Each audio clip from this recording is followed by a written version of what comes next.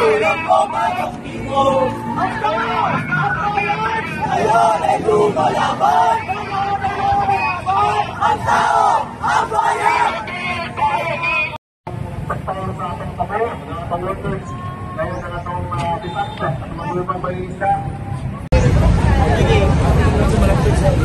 Kayo man sa pesan,